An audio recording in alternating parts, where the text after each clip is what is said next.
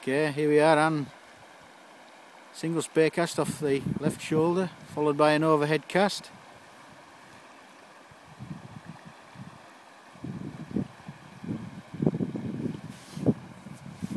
As Anne moves down the pool a little bit here, she's going to have to be careful with that overhead cast. There's quite a lot of vegetation behind us, so it may well be that the single spare is the best option.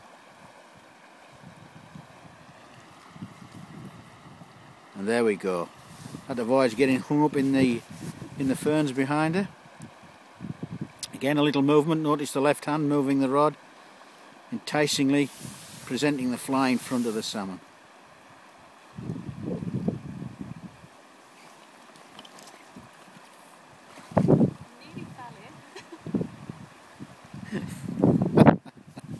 Well recovered, Miss Woodcock. You have to be careful today because the ground under the water is quite slippy. Again, a single spare puts the line out in the right place.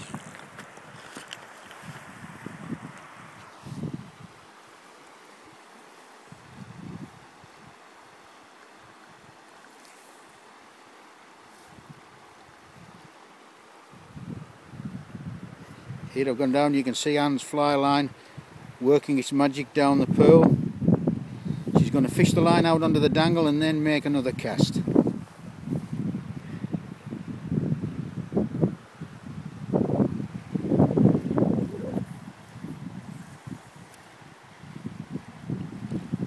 So how are you finding the wind conditions today, Anne? It's not very good, with a smile on her face. But she's been able to overcome all the adverse conditions today, so it's not presenting any problems whatsoever.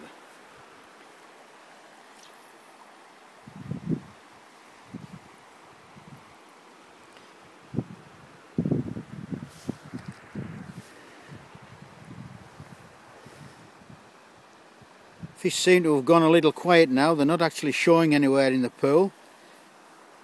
May indicate those were running fish.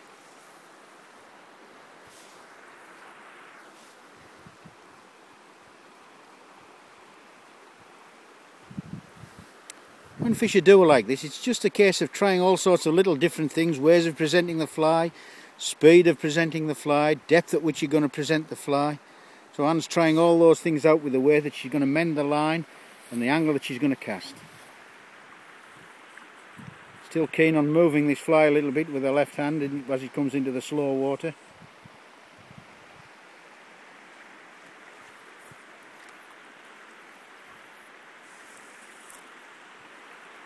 Once again, you can see Anne, being a left-handed caster, she's having to do the overhead or perform the overhead cast off the right shoulder. Is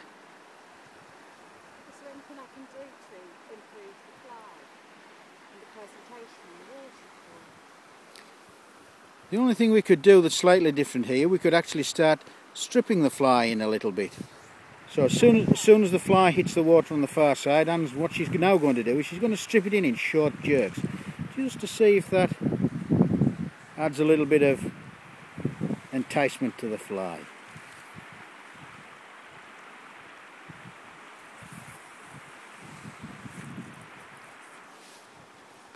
Once here, so you can see we're focused on her hands now. You can see how she's stripping that fly.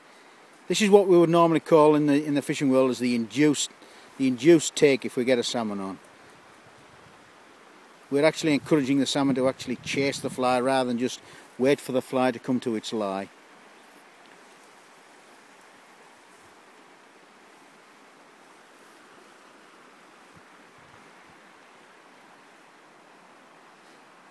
One of the other reasons for inducing or trying to get an induced take, we're coming into a slower part of the pool, so we're just adding a bit of our own movement to the fly in the hope of getting an offer.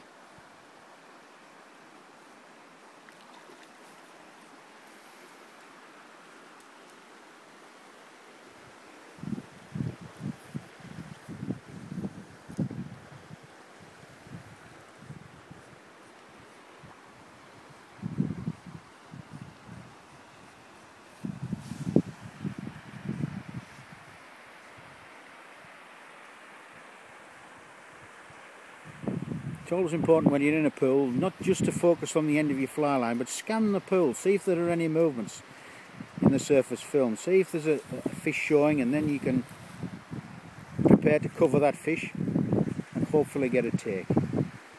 There we are, that cast was within inches of the far bank. Precision casting.